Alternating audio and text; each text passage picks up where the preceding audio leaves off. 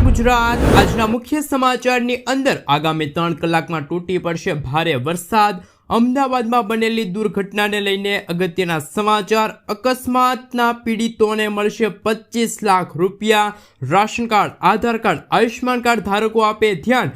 વાહન ચાલકો માટે નવા નિયમો લાગુ। મહિલાઓ માટે નવી યોજનાની જાહેરાત। બહેનોને મળશે મફતમાં અનાજ। કરોડો ખેડૂતો માટે આવી ખુશખબર। આ દિવસે આવી શકે છે 20,000 રૂપિયાનો 20મો હપ્તો। એ પહેલા કરવું પડશે આ કામ ફરજિયાત। દેવા માફી અંગે સૌથી મોટા સમાચાર। હોમ લોન ધારકો માટે આવ્યા છે સૌથી મોટા સમાચાર। સોના ચાંદીના ભાવમાં થયો છે ઘટાડો અને આજના સૌથી મોટા ખેડૂત ઉપયોગી સમાચાર જાણીશું આજના આ વિડીયોની અંદર। મિત્રો, દરેક સમાચાર, દરેક માહિતી જણાવીએ એ પહેલા ગુજરાતના જે પણ મિત્રો ચેનલ પર જો પહેલી વાર આવ્યા હોય તો મિત્રો ખાસ કરીને વિડીયોને એક લાઇક કરી ચેનલને સબસ્ક્રાઇબ કરવાનું ભૂલતા નહીં। સાથે આજનો આ વિડીયો છે જેને અંત સુધી જોતા રહેજો। મિત્રો, તેના તાજા અને હવામાન સમાચાર વિશે વાત કરીએ તો આગામી 3 કલાક માટે ગુજરાતવાસીઓ થઈ જાજો તૈયાર। ઇન્ડિયન મોન્સૂન ડિપાર્ટમેન્ટ તરફથી 14 જૂન 2025ના રોજ સાંજે 7 વાગે જાહેર કરાયેલ નવકાસ્ટ મુજબ ગુજરાતમાં આગામી 3 કલાક ગાજવીજ સાથે વરસાદની શક્યતા છે। પવનની ગતિ 62 થી લઈને 87 કિલોમીટર પ્રતિ કલાક સુધી પહોંચી શકે છે। રાજકોટ, અમરેલી, ભાવનગર, જૂનાગઢ, સુરત, ડાંગ, નવસારી, વલસાડ, તાપી, દમણ, દાદરાનગર હવેલીમાં ભારે વરસાદની ખૂબ જ ઊંચી સંભાવના છે। અમદાવાદ, ગાંધીનગર સહિત અન્ય 20 થી વધુ જિલ્લાઓમાં મધ્યમ વરસાદની શક્યતા છે।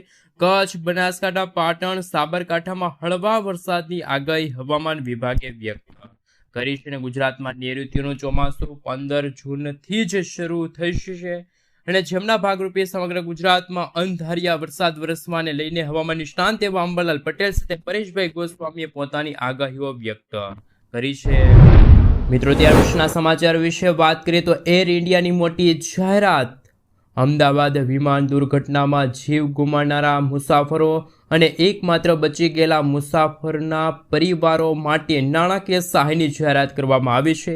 શનિવારે એર ઇન્ડિયા દ્વારા જારી કરાયેલા એક નિવેદનમાં કહેવામાં આવ્યું છે કે અસરગ્રસ્ત પરિવારોને તાત્કાલિક રાહત આપવા માટે 25 લાખ રૂપિયાની વચગાળાની સહાય આપવામાં આવશે। આ પહેલા ટાટા ગ્રુપની કંપનીએ પણ મૃતકોના પરિવારજનોને 1 કરોડ રૂપિયા આપવાની જાહેરાત કરી હતી।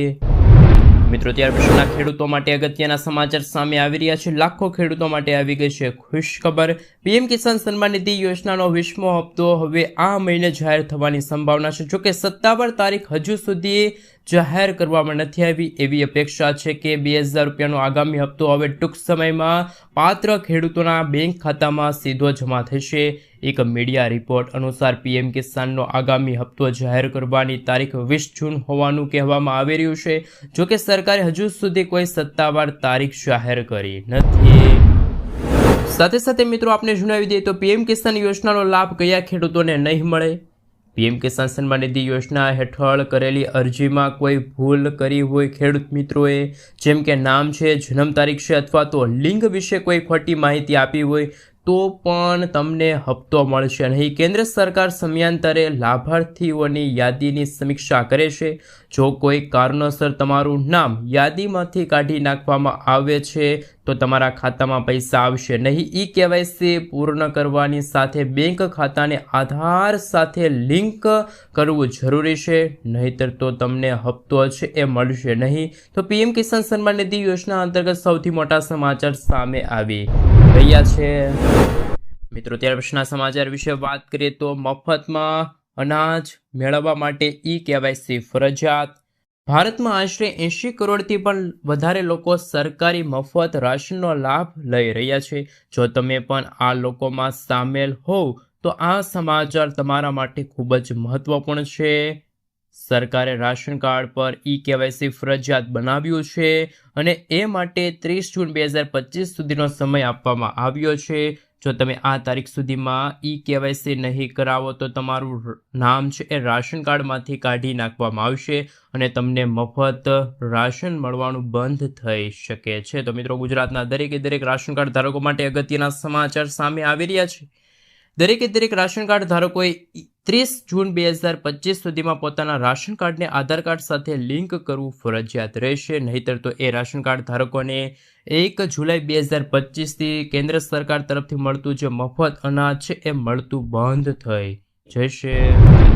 સમાચાર વિશે વાત કરીએ તો ખૂબ જ મહત્વપૂર્ણ સમાચાર સામે આવી રહ્યા છે. એમના વિશે મિત્રો વાત કરીએ તો લખપતિ દીદી યોજના લઈને અગત્યના સમાચાર. ભારત સરકાર દ્વારા આર્થિક રીતે નબળા વર્ગની મહિલાઓને આત્મનિર્ભર અને સશક્ત બનાવવા માટે લખપતિ દીદી યોજનાની શરૂઆત કરવામાં આવી છે. આ યોજના હેઠળ મહિલાઓને નવો વ્યવસાય શરૂ કરવા અને તેમની આવક વધારવા માટે જરૂરી તાલીમ આપવામાં આવે છે. સ્વસહાય જૂથો મારફતે સરકારનો ઉદ્દેશ છે કે મહિલાઓની વાર્ષિક આવક ₹1 લાખ સુધી વધે, જેથી મહિલાઓ આર્થિક રીતે સ્વતંત્ર બની શકે. યોજના માટેની યોગ્યતા શું છે એમના વિશે વાત કરીએ તો આ યોજના માટે માત્ર મહિલાઓ ઓનલાઈન અરજી કરી શકે છે.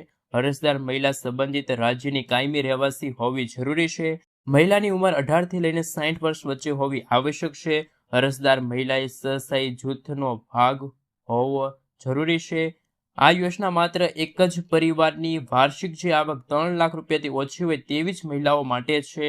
અરજદારના પરિવારોમાં કોઈ પણ સભ્ય સરકારી નોકરીમાં ન હોવું જોઈએ.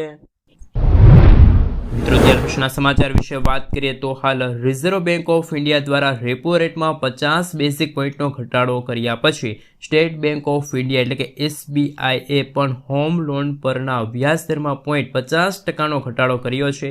બેંક દ્વારા કરવામાં આવેલા આ ફેરફારોનો લાભ ગ્રાહકોને 15 જૂન 2025થી મળવા લાગશે.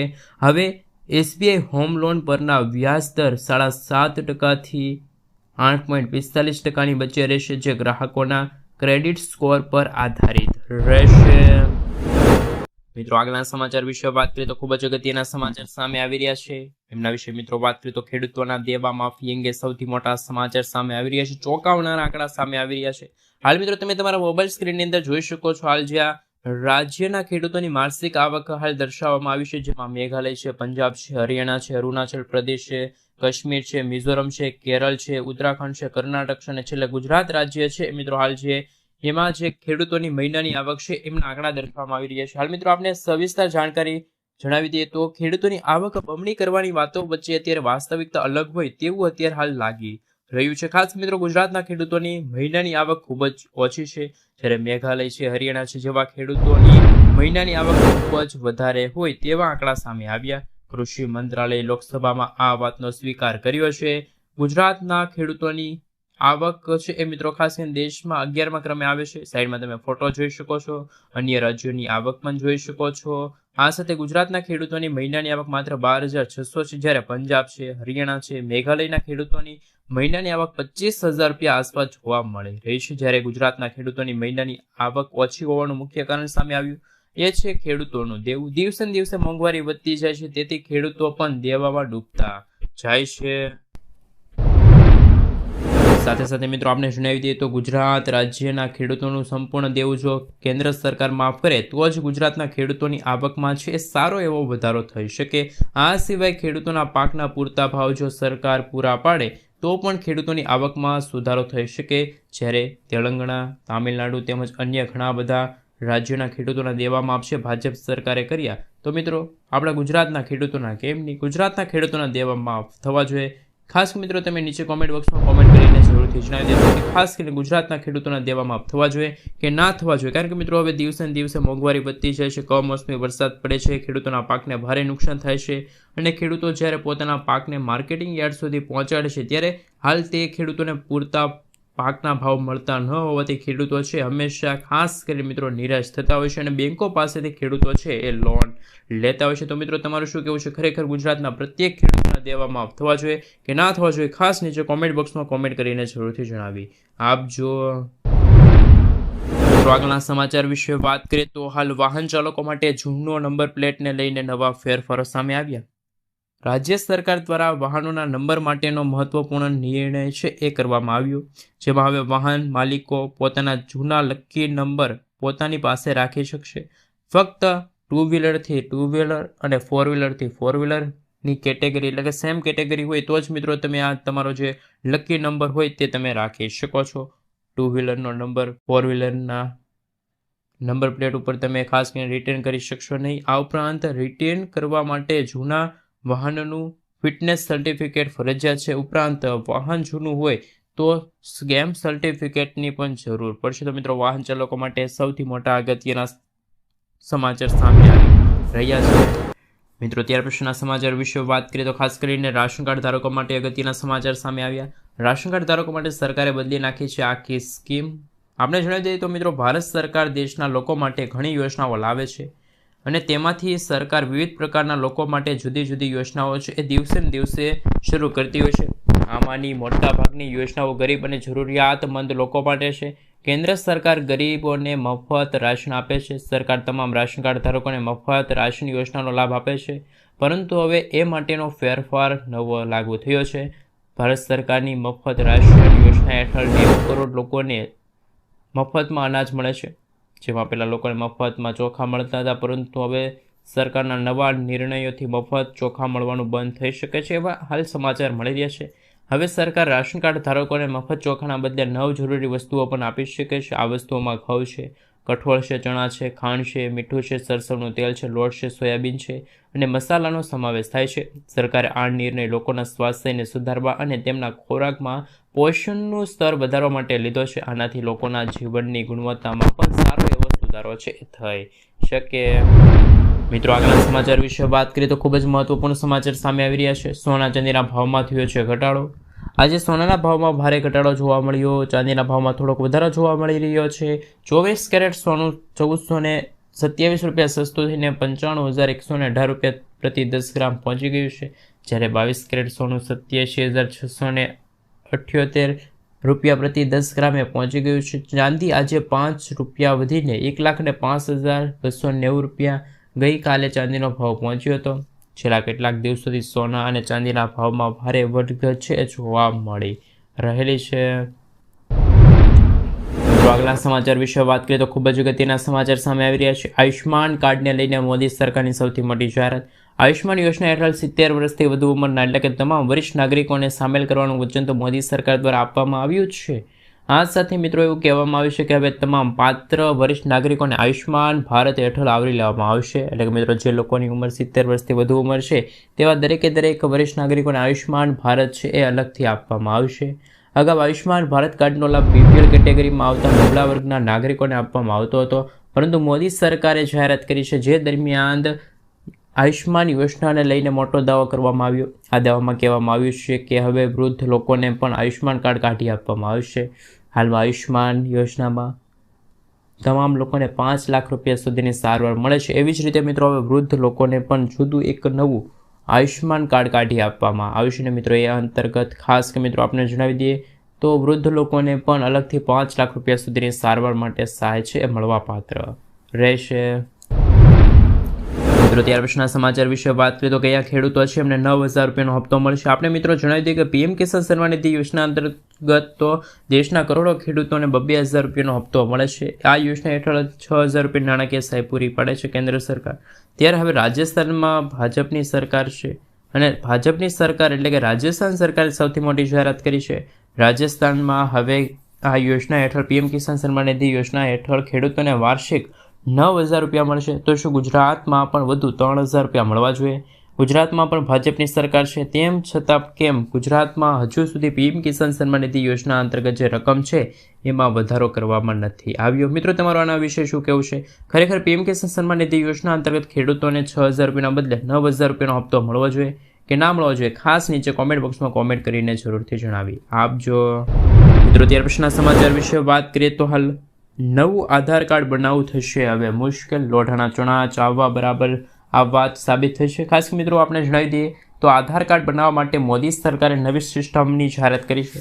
આ અંતર્ગત હવે નવા આધાર કાર્ડ માટે અરજી કરવાનું વેરિફિકેશન રાજ્ય સરકાર દ્વારા કરવામાં આવશે. આ પાસપોર્ટ વેરિફિકેશન જેવું રહેશે, જેમાં મિત્રો આધાર કાર્ડ બનાવવું હોય, પાસપોર્ટ બનાવવું હોય, નવું જેવી પ્રક્રિયામાંથી તમારે પસાર થવું હોય તો એ અત્યારે અઘરું થઈ ગયું છે. આ સિવાય મિત્રો SDM સ્તરના અધિકારીઓની મંજૂરી બાદ જ નવું આધાર કાર્ડ આપવામાં આવશે. આ પ્રક્રિયા ફક્ત 18 વર્ષ પૂર્ણ કરનારા યુવાનો માટે જ લાગુ છે. નવી સિસ્ટમમાં નવો આધાર જારી કરવા માટે 180 દિવસ સુધીનો સમયગાળો છે એ જાહેર કરવામાં આવે છે. મિત્રો આગળના સમાચાર વિશે વાત કરીએ તો બાળકો માટે નવી પેન્શન યોજનાની સૌથી મોટી જાહેરાત. કેન્દ્ર સરકાર દ્વારા એટલે કે મોદી સરકાર દ્વારા બાળકો માટે એક નવી પેન્શન યોજનાની જાહેરાત કરવામાં આવી છે. આ નવી પેન્શન યોજનાનું નામ છે NPS વાત્સલ્ય યોજના, જે નંબર માત્ર ને માત્ર નાના બાળકો માટે જ છે અને જેનો લાભ પણ ખાસ 18 વર્ષથી નાની ઉંમરના તમામ બાળકો છે એ લઈ શકે છે. આ યોજના લાભ મિત્રો અંતર્ગત વાત કરીએ તો યોજનામાં લાભ લેવા માટે બાળકોના નામનું ખાતું ખોલાવવું જરૂરી છે અને ત્યાર પછી એ બાળકના નામે તમારે ખાસ મિત્રો ઓછામાં ઓછા દર મહિને 1000 રૂપિયાનું રોકાણ કરવું પડશે અને આ મહત્તમ રોકાણ કરવાની કોઈ મર્યાદા નથી. આ યોજના અંતર્ગત તમે 1000, 2000, 3000, 4000 રૂપિયા, 5000 રૂપિયા કોઈ પણ પ્રકારની રકમ છે એ ખાસ કે મિત્રો તમે હાલ